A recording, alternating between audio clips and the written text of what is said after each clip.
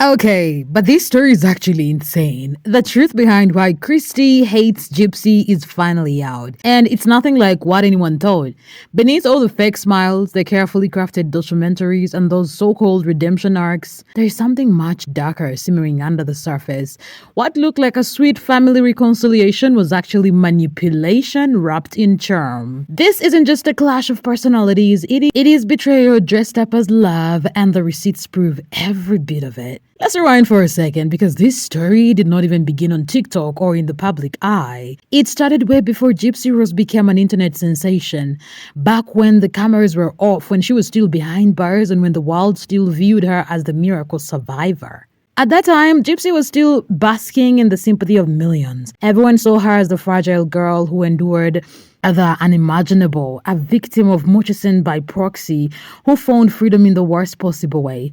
People were sending her letters, fan art, and words of encouragement, but behind the facade of a woman healing and learning from her past, something else was happening.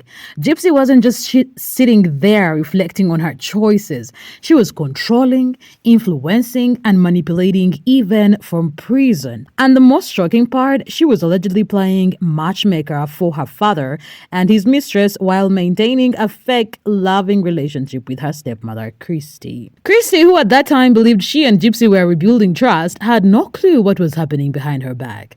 She vented to Gypsy about her husband's questionable behavior. She confided in her. She opened her heart to a young woman she believed was trying to make things right. And yet, Gypsy was quietly enabling the affair that would eventually destroy Kristy's marriage. Imagine that level of betrayal. You're crying to someone about being cheated on, and that same person already gave her blessing to the relationship.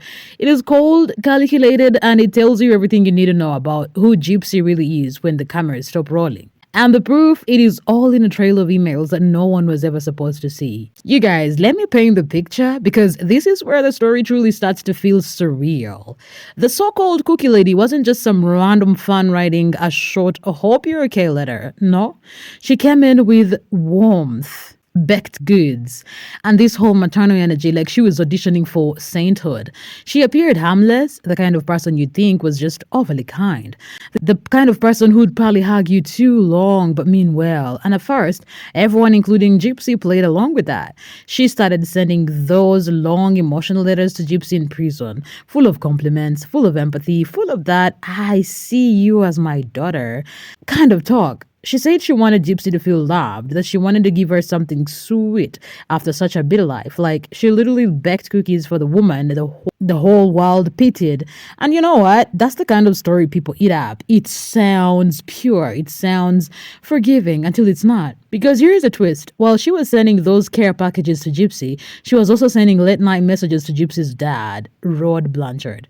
What started as sympathy quickly turned into flirtation. Friendship slid into something that looked like a lot like romance. And Gypsy, oh, she wasn't shocked. She knew. Gypsy Rose was friends with her dad's mistress. Not only that, she gave her blessing. And Kristy knew about the affair. And Gypsy Rose was straight playing in her face, consoling Kristy while talking to the cookie lady and striking up this friendship in these bizarre emails first. Not only did she know, she encouraged it. That's the part that made my jaw drop. One of the emails from the cookie lady said, "Hey Gypsy, it's the cookie lady here. I spoke to your dad recently and he mentioned he told you about us. Please don't believe I was using you to get to your dad. I truly care about you. I sent you cookies because I watched your story and wanted to beg you my best." Reading that, you'd think it was sweet, but it's not, because this is the same suffering story she's referencing. Reading that, you'd think it is sweet, but it's not, because reading this same suffering story she's referencing, the story that made millions of people cry, is the very one Gypsy curated. She made everyone believe she was deprived of sweets, locked away, pushed, punished for wanting sugar. But the old home videos, they tell a completely different story. There's Gypsy giggling with a candy bar, celebrating Halloween, leaving moments that were never supposed to exist in her victim narrative. And that is when you realize nothing about this story was organic. Everything was scripted for sympathy.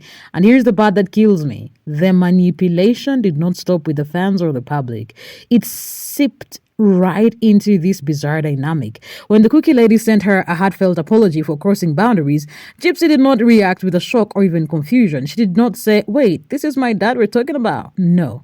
Her reply read like a blessing, as if she'd been waiting for it a long time ago. I'm not upset at all about you and my father being romantically interested in each other. I was shocked at first, but what needs to be said is that my father's happiness is very important to me. And I told him that if you and him have a good thing, I give my blessing and I'm happy for y'all.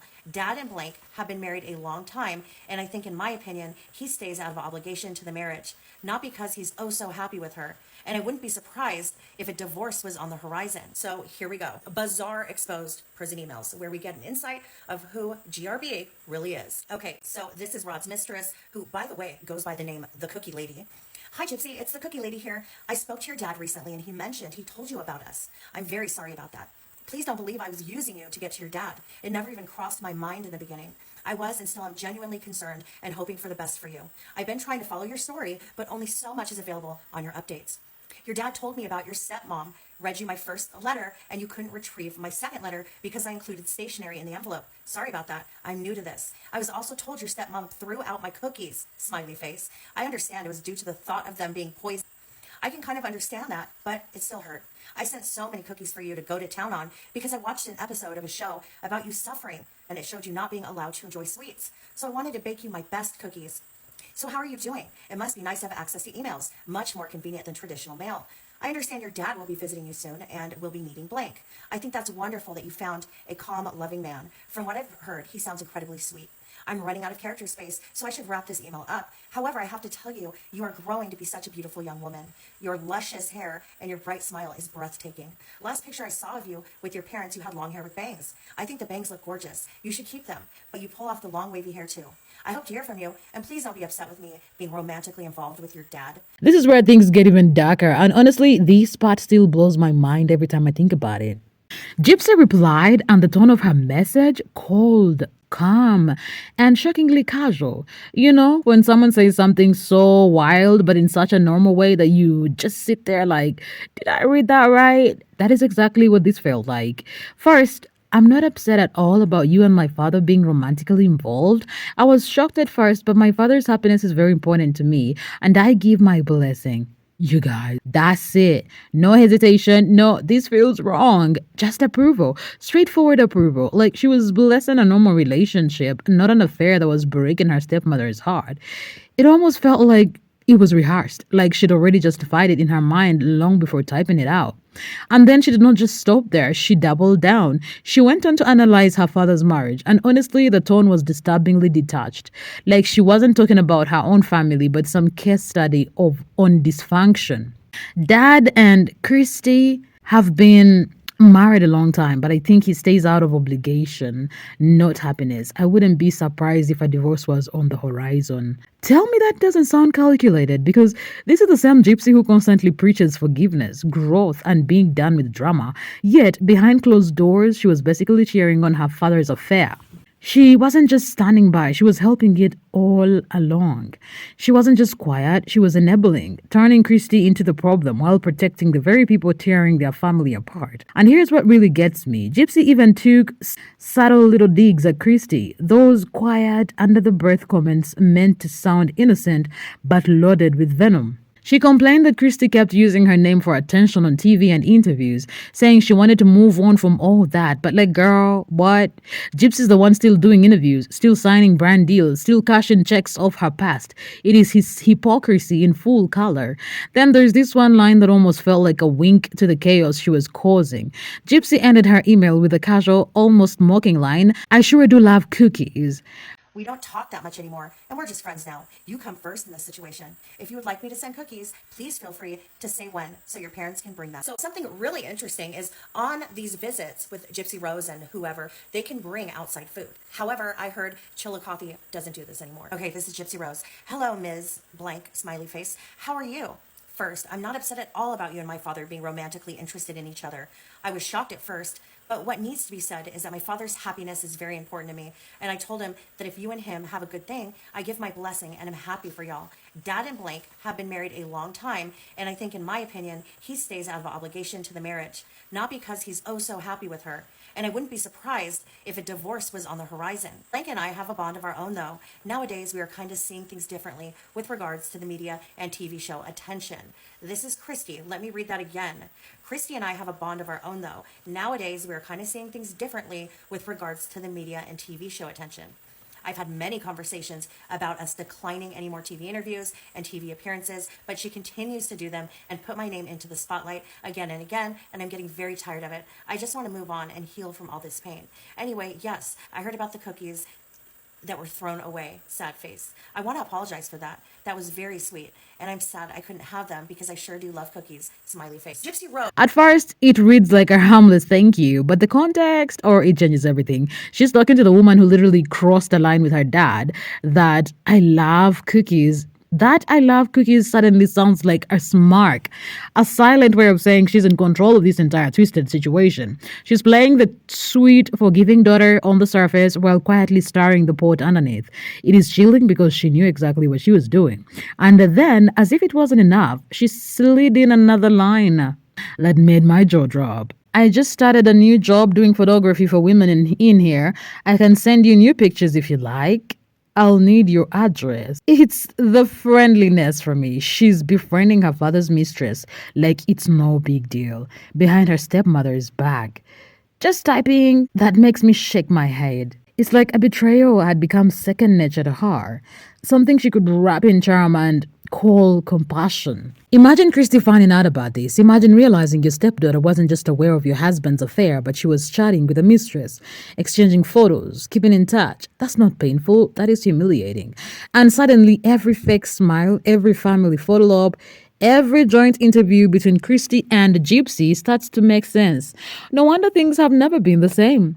Fast forward to now, and it's like the universe is finally catching up to Gypsy, and honestly, I don't even know whether to call it karma or just inevitability, because if you've watched her long enough, you know the chaos always circles back. Every time she starts to clean up her image, the mess somehow finds its way home. The same woman who once had the world crying for her, who knew exactly how to tilt her head just right in interviews to look innocent, is now struggling to keep the public's sympathy alive. It's almost like her old tricks don't work anymore. People have started to see through them. Her carefully built image, the victim, the survivor, the redeemed woman, it's cracking right in front of us. And this time, no amount of tearful TikToks can patch it up. Her marriage with Ken allegedly hanging by a thread. I mean, people have been whispering about it for months, and I know we've seen them break up before, but this time feels different. You can tell when a woman's energy changes. She's quieter, less performative, and that fake sparkle she used to turn on for the camera is also gone. For Halloween, people noticed something that honestly said more than any statement ever could. Gypsy did not dress up, which is wild because this is someone who lives for attention, who cosplays for fun, who always has some new persona to show off, but not this time. Ken went all out. Forrest Gump costume, check. Little Aurora as a shrimp, adorable. And Gypsy, she showed up as herself. That's it. No wig, no makeup, transformation, no look at me moment. It was eerie, and of course, the internet started speculating immediately. Some said it should not expect Ken to even show up. Talk about Gypsy Rose Blanchard and how she missed a huge opportunity to be something for Halloween, but she wasn't anything for Halloween because she claims that she wanted Ken and Aurora to be the hit. Not her. No, not her. But tell me if I'm wrong, this made her stand out even more than if she were to dress up for Halloween. And it's very telling that she dresses up every other time, but for the one holiday that it's acceptable to dress up for. So if you guys didn't see, Ken Urker and Aurora, Gypsy Rose's boyfriend and daughter, Ken went as Forrest Gump and Aurora was a shrimp. And Gypsy Rose Blanchard just wore a, I think it was like a Nightmare Before Christmas sweatshirt and some leggings that had cobwebs on them. And of course her hideous ass wig. Girl, you spent too much money on that wig. You need to go and find a different one or just be with your natural self for a while. Wear a scarf or something. I don't know. But missed opportunity. She could have been Jenny. She could have been one of Forrest Gump's friends. She could have been the person, was it like an old man or an old lady that Forrest Gump was talking to on the bench? She could have been, there was so many different options for her, and she just ignored it. But no, she's gonna cosplay every other day, and that's it. Because do we not remember she bought like 3 or 4 costumes for herself, and she said that therefore one of them or all of them were for the bedroom? That's concerning, because again, that's a pattern of behavior that has continued since she killed her mother. Because remember, she was cosplaying and doing all of that with Nick, and doing all of that freaky deaky stuff with Nick as well. So when you guys think she's a changed person, she's not a changed person. She wants the attention on herself, and that's why she didn't dress up. She may tell you that it was because she wanted her daughter and her boyfriend to have the attention when the boyfriend doesn't even want attention. But that's clearly not true. So always question somebody that doesn't dress up for Halloween and they dress up every other day of the year. Yeah. But hey, she might have thought that she was so scary that she didn't need a costume. Who knows? Others think she's just done pretending. Whatever the truth is, that moment felt symbolic, as if the mask she's worn for so long finally slipped. And here's the kicker, this looks like their longest split yet. She deleted all their videos together, scrubbed every trace of him from her page, and then, in classic Gypsy fashion, she drops an AI-generated love song about him. You can't make this up. It's giving desperation wrapped in delusion. Like she's trying to rewrite their love story through a filter, but those close to them say Ken holds all the power. Every fight, every silent treatment ends with one threat: custody of Aurora. Gypsy Rose and Ken Urger are broken up and co-parenting. I mean, it's obvious. The writing is on the wall. I do believe this. And I do believe it's in part because Ken Urger is a male. Gypsy Rose has confirmed this. She's confirmed her thoughts that he is in her prison emails, or she even thought he had HIV. One of the many things she said, besides straight up calling him, was that he told her he's never felt this way about anyone, male or female. There is so much coming out about Gypsy Rose in these emails, in these documents, in the videos that are about to drop. Ken Urger cannot handle all of the negative attention. Ken Urger is just sick of it. He's in a very difficult relationship. And then add the stress of a baby, add the constant negative media attention. Not to mention, GRB does not have the support of the public anymore. Recently, a large true crime content creator apologized for showing Gypsy Rose in a positive light in content she created. She said she was going to cut GRB out of the video, and she was unaware of all of the evidence that came out, and she's thankful for her followers letting her know. Now, I don't know if y'all know this, but GRB and Ken break up all the time. And you guys, that's not just gossip. Ryan, yes, her ex-husband, has said himself that Gypsy told him Ken uses that thread constantly, and we even saw it hinted at their show.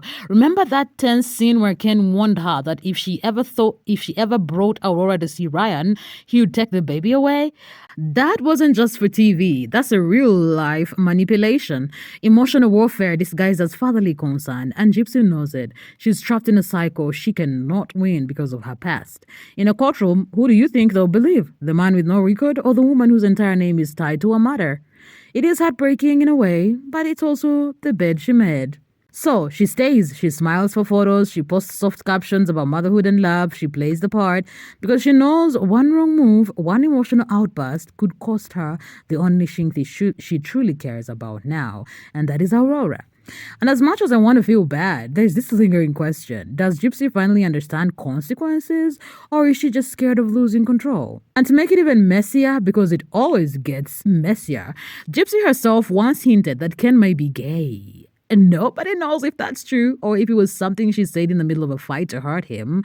But just the fact that she said it tells you everything about how toxic things have gotten. Their connection feels forced now, robotic, like two people acting in a play neither of them wants to be in anymore. Their affection looks awkward, rehearsed, like survival instead of love. And honestly, that is exactly what it is, survival. And when the dust settles and things go quiet, Gypsy gets restless. It's almost like peace makes her uncomfortable. She doesn't know who she is. So when the world stops talking about her, she does what she always does. She creates a reason for them to start again. And then came that live stream, the one that changed everything. And when I say everything, I mean her whole image shattered right before our eyes. Picture this, Gypsy sitting next to Brie, completely straight-faced, not even trying to sugarcoat it, and she starts ranting about how people are jealous. You could feel the tension in that live stream. It wasn't just awkward, it was tone deaf. She said the world hated her because she was successful, that people were mad she got out of prison and immediately landed book deals, brand partnerships, and TV appearances. And then she said it, people are just jealous because they have jobs and kids, and I made it big. And people were just kind of like, we're supporting Schmurder right now. Like, then it just kind of dwelled on them. Because society is jealous of other people's success. Exactly. So it was never, I don't think it's even about whether they believe what they put out. I think it's all based off of, hey, I have worked my ass off at a job I hate, and I have 3 kids to feed, and I'm barely making it.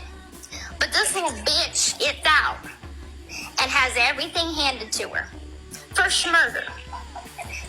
It is jealousy. Because you weren't saying that when I was serving time, eating prison cafeteria food, wearing khakis. It was all, oh, free Gypsy, free Gypsy. Well, Gypsy's free now. Gypsy has a lot of money now. I'm not rich.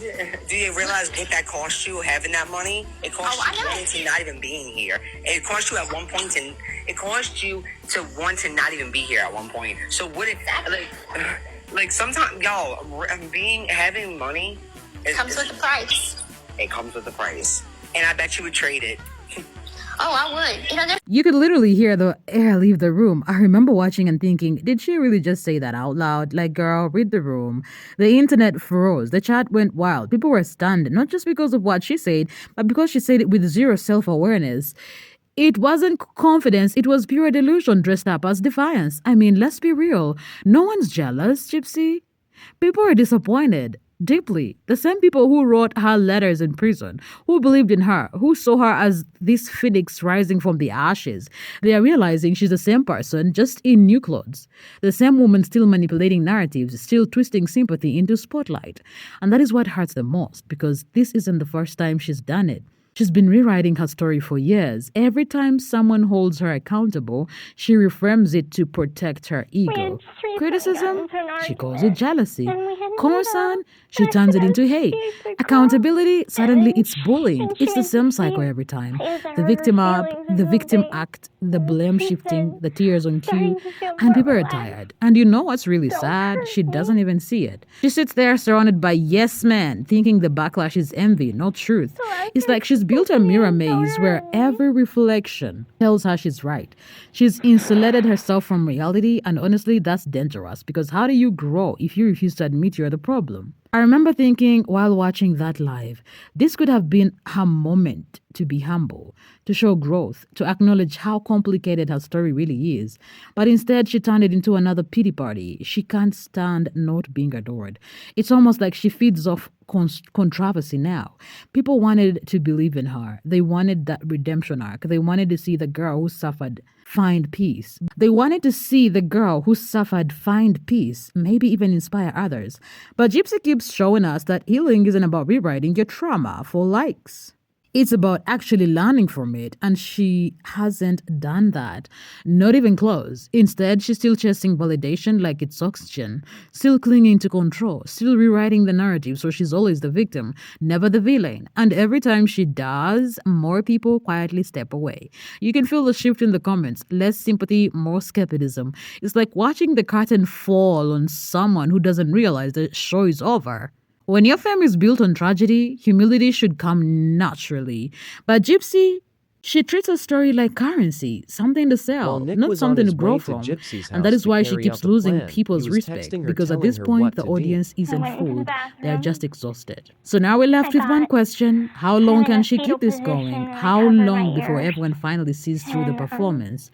Every attempt to rebrand herself as a wife, as a mother, a survivor, crumbles the moment she opens her mouth.